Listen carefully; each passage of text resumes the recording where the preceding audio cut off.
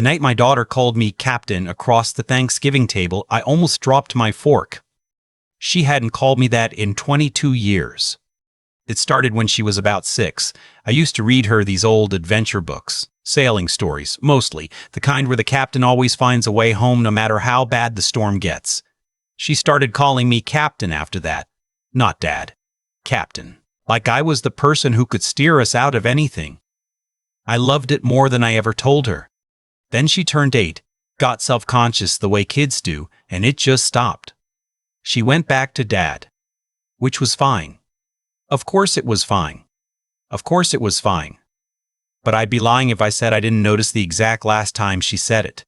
So when she looked at me from across the turkey and the sweet potato casserole and the cranberry sauce nobody ever actually eats, and she said, "Pass the rolls, Captain," I felt it in my chest before I understood it in my head. She was smiling, totally normal smile. Her boyfriend was sitting right next to her, refilling his water glass, asking my wife something about whether the stuffing was homemade. Everything looked completely ordinary. But she called me Captain. I passed the rolls. I looked at her. She held my gaze for just a half-second longer than she needed to, then looked away. I didn't say anything. Neither did she. Her boyfriend had been around for about 4 months at that point. She'd met him at a professional networking event downtown, one of those rooftop things her company put on every fall. She told me about him on a Sunday phone call, which is our thing. We talk every Sunday, have for years, ever since she moved to the city after grad school. He's different, she said. Like genuinely different, he actually listens. I asked the usual dad questions. What does he do? Where's he from? How old? She answered them patiently. His name was Theron. He was 38, so a few years older than her. Originally from the Pacific Northwest, moved to the city about 2 years ago. He worked in what she described as private wealth consulting, which I asked her to explain twice before I admitted I still didn't fully understand it. Basically, he helps people manage and grow their assets, she said. High net worth individuals. He's really good at it. I said. Dad. I didn't say anything. You said, that's your thing. She wasn't wrong. I've been saying mem in that particular way for 34 years. Her mother says it sounds like I swallowed a question I decided not to ask out loud.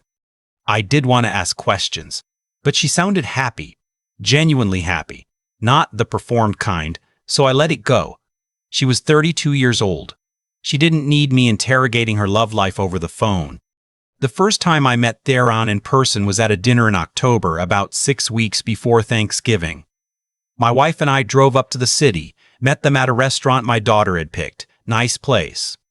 Not showy, but the kind of nice where everything is quietly expensive. Theron had made the reservation, insisted on it. He was tall, well-dressed without being overdressed. Firm handshake. He looked me in the eye when he talked. He remembered everything my daughter had apparently told him about us. Asked my wife about her pottery class. Asked me about the addition we'd been putting on the back of the house. He laughed at the right moments. He was easy to like. That was the part that made me careful. There's a specific kind of person who is very, very easy to like, and they almost always know it. They built that. It didn't mean he was bad, but it meant I paid attention. He talked about his work in that dinner conversation the way people sometimes talk about things they know they'll need to explain repeatedly. Patient, smooth, slightly simplified. He managed portfolios for a small number of private clients. Alternative investment vehicles. He was vague about the specifics in a way he made sound like discretion. My clients expect a certain level of privacy, he said, part of what they're paying for. I nodded like I understood. I didn't push. On the drive home, my wife said, I liked him. He's very warm. He is, I said. But? No but. She looked at me. I need more data, I said. She laughed and turned back to the window. She knows me. Thanksgiving was at our house. That's always the deal. The holidays rotate, but Thanksgiving stays home, always has. My daughter came up Wednesday night with Theron, planned to stay through the weekend. My son drove in Thursday morning with his wife and their 2 kids. The house was full in the way I love. Loud, a little chaotic, the kids running around, football on in the background, the kitchen smelling like butter and sage. Theron was helpful in a calculated way, offered to do dishes, asked what he could carry, made conversation with my son-in-law without pushing. He was good at reading rooms. Another thing I noticed, he paid attention to who had power in any given interaction and adjusted accordingly. At dinner, he sat next to my daughter, across from me. That's when she said it, "Captain," while Theron was talking to my wife. I didn't react. I passed the rolls. I made myself laugh at something my son said 30 seconds later. But I was running the conversation back in my head. She had used that word on purpose. There was no casual version of it. She knew what it meant. She knew I would know what it meant. After dinner, I watched for a chance. It came around 9 o'clock. Theron went out to the back porch to make a call. The kids were finally down. My wife and daughter-in-law were doing a puzzle at the kitchen table. My daughter slipped past them toward the hallway, and I followed. I caught up with her near the stairs. "Hey," I said quietly, "you good?" She glanced toward the kitchen, then back at me. "Can we talk tomorrow morning?" "Early, before everyone's up." "Sure," I said. 6? 6, she said. "That porch." She went back toward the kitchen. I stood there for a moment, then went to find my son. I was on the porch at 5:50. Brought 2 coffees. She came out at 6 on the dot, wrapped in the blanket, and sat down across from me without saying anything for a minute. Just held the mug. Then she said, "He asked me how much I have." Specifically, he knows about Grandpa's estate. I told him months ago, back when we were still new and I was being open about things. I didn't think it was a big deal. She paused. "He asked me last week how much my portion came out to after the split with Uncle Ray." I kept my face still. "What did you say?" I told him. Not the exact number, but a range. I was. She stopped. I thought I could trust him. "What happened after you told him?" The next day he brought up this fund, very casually, said he had a client who was closing out a position and there was a slot opening up, limited window, high minimum. He said he'd been thinking about me, thought it was perfect for someone in my situation. I set my coffee down. "What's the fund called?" "Crestwood Meridian Capital." He said it's a private vehicle, not publicly listed, which is why I'd never find it on my own. He sent me a packet.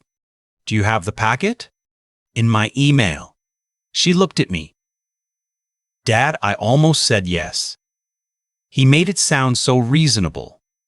The timing, the access, the returns he was describing, all of it, I almost said yes. "But you didn't." Something felt wrong. I don't know.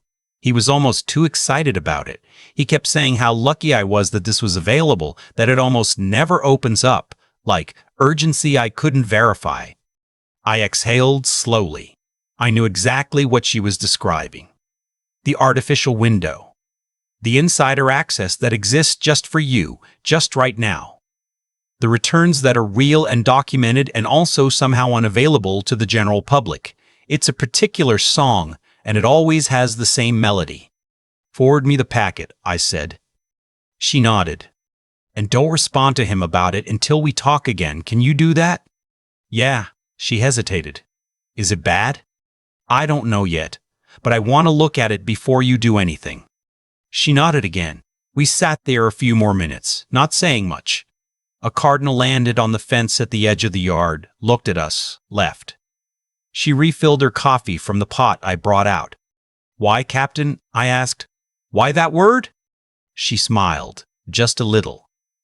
"Because I needed you to know without him knowing I was telling you. And because you always found a way out. Even when things were bad. I figured if anyone could figure this out, it was you." I didn't say anything to that, but I sat up a little straighter. She forwarded me the packet when she went inside. I stayed on the porch and read it on my phone while the rest of the house slept. It was a 31-page document with professional formatting, official-looking letterhead, performance charts, a glossary of terms. It looked like something real. That's the thing people don't understand. Bad documents look like good documents now. The design, the language, the structure, it's all there. But I'm not a financial guy by background. I spent 30 years as a structural engineer, and if I know one thing, it's how to look at something and ask, where would this fail? I read the packet and made notes on 4 things that bothered me.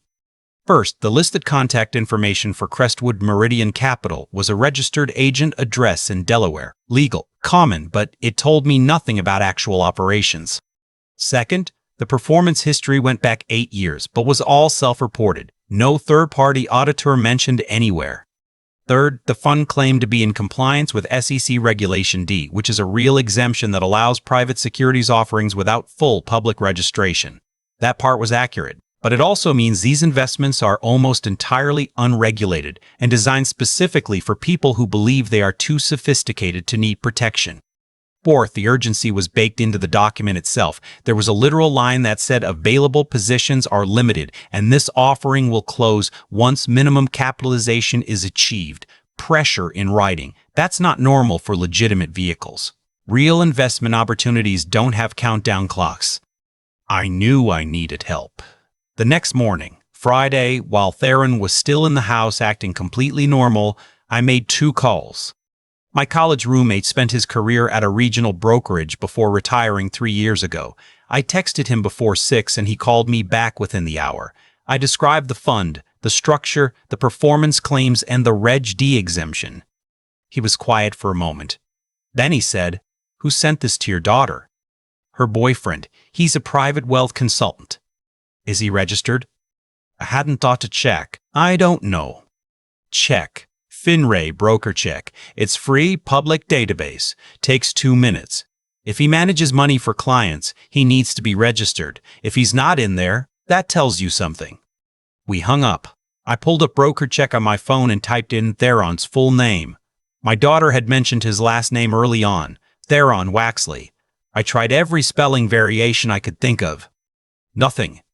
I tried the fund name, Crestwood Meridian Capital. No results. I called my roommate back. "Not there," I said. He exhaled. "Then he's not a licensed investment advisor. He has no legal right to be offering securities to your daughter. What he's describing is illegal." I sat in my truck in the driveway so nobody could hear me. "So what is this?" "Could be a few things. Could be an outright scam. Take the money, it disappears. Could be the early stage of one, where they actually do generate some returns initially to build trust, then pull the rug. Could be something else entirely, but an unlicensed person pitching a Reg D private placement to someone after finding out they have a large inheritance, that's the playbook. That's exactly the playbook. I asked him if he knew a securities attorney he trusted. He gave me a name. I didn't say anything to my daughter that day. I wanted to have something more solid before I brought her back into it. Theron was around. Helpful, easy, reading the room, and I watched him differently now. He brought in the firewood without being asked. He learned the names of my grandkids and used them correctly every time. He found out my wife grew up in coastal Maine and spent 20 minutes asking her questions about it, genuinely interested or performing genuine interests so well it didn't matter which. He was good. He was very, very good. But that night, after dinner, he brought it up himself. He and I were in the living room, just the 2 of us for a few minutes, everyone else scattered. And he said, "I wanted to ask, has she mentioned the Crestwood opportunity to you at all? I know she values your opinion." I looked at him. "She mentioned something about it." "Good." He nodded. "I want to be transparent with you. I know it might seem fast, but the timing really is driven by the fund's capitalization window. I'd hate for her to miss something that's genuinely a strong fit for her situation." I said, "I appreciate that." He said, "You're welcome to review the materials yourself." I said, "I already did." Something moved across his face, just a flicker. Then the warmth came back. "Any questions?" "Not yet," I said. "I'm still thinking through some things." He nodded again, said something about wanting to get a drink of water, left the room. I sat there a moment, then pulled out my phone and opened the voice memos app. I'd started recording when he said her name. I called the securities attorney on Monday, the day after the holiday weekend. Her name was Beverly. My college roommate had described her as someone who handles exactly this kind of thing and doesn't waste time on anything. She didn't. I walked her through everything in about 15 minutes. The packet, the Reg D structure, the unlicensed status on broker check, the recording of Theron's living room conversation. The recording is useful, but it's not your strongest piece, she said. The broker check absence is actually more significant. Anyone offering securities for compensation needs to be registered with FINRA and the SEC. He isn't. That's a federal violation, independent of whether the fund itself is legitimate. Is the fund legitimate? I'd need more time to determine that. The name doesn't appear in any public filings I can access quickly, but the structure, Reg D, self-reported returns, private placement via an unregistered advisor, is consistent with what we call affinity fraud. They identify someone with liquidity, build a relationship, manufacture urgency, offer access. Sometimes they run it long enough to establish credibility. Sometimes they take the money and vanish. What do I do? First, make sure your daughter has not transferred any funds. Second, do not alert him that you're taking action. Third, file a complaint with the SEC's Investor Complaint Portal. It's online. It goes directly to their enforcement division. Fourth, if you have reason to believe he's doing this to other people, contact the FBI's Internet Crime Complaint Center, IC3. I asked her if she could help with any of that. I can help you draft the complaint and organize the documentation, she said. And if this goes further, if there's an investigation, if your daughter becomes involved as a witness, you'll want representation. But start with the complaint. Get it on record. We filed the SEC complaint that same day. My daughter broke things off with him 2 weeks later. She did it by text, kept it simple, said she didn't think it was working. He responded once, said he was surprised, said he'd like to talk. She didn't respond to that. She told me about it on our Sunday call.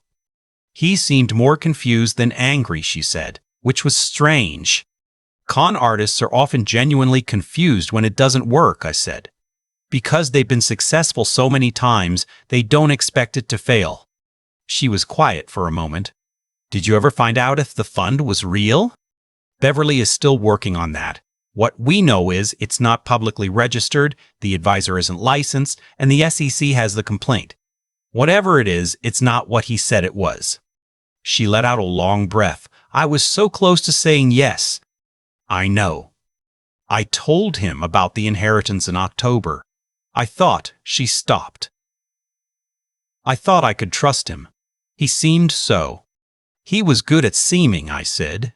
That's a skill he's developed on purpose. It's not a reflection of your judgment. It means he practiced.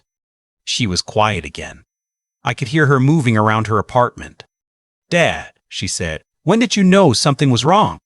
Thanksgiving, I said, when you called me captain. She laughed a little, that surprised, soft laugh she's had since she was small. I was hoping you'd remember what it meant. I always remember, I said. The SEC investigation is ongoing as far as I know. Beverly told me these things move slowly and that we may or may not hear anything directly. What matters is that the complaint is on record. If he's done this before, and I'd bet my house that he has, it becomes part of a pattern that investigators can use. My daughter is doing well. She went back to being cautious about who she lets in, which I think is the right response. Not closed, just more careful. There's a difference. A few weeks after everything settled, she sent me a book in the mail. No note. Just the book.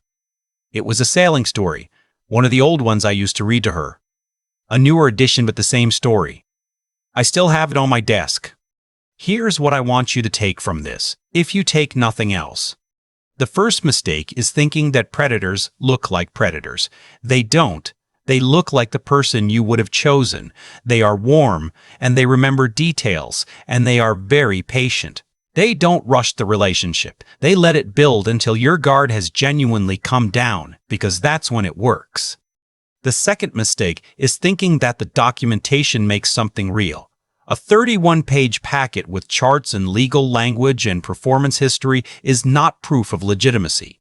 Anyone with design software and internet access can produce that document.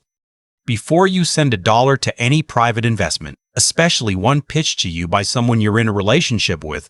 Look them up on FinRe Broker Check. It takes 2 minutes. It's free. If they're not there, stop. If the fund name doesn't appear in any SEC filings, stop. If the opportunity has an expiration date designed to make you decide before you've thought it through, stop. Talk to someone who isn't trying to profit from your decision. A fee-only financial advisor. A CPA. A family member who will ask the question you don't want to ask. And if you ever need to signal someone you trust without the other person in the room knowing, find your word, the one that's yours alone, the one they'd have no way of understanding. For my daughter and me, it was Captain. I hope you never need yours, but I hope you have one ready. I still think about the cardinal that landed on the fence that Friday morning while my daughter and I sat on the porch with our coffees. It was there for maybe 3 seconds, then gone. I don't know why that detail stuck with me more than anything else from that weekend. Maybe because everything else felt so heavy and that bird didn't know anything about any of it.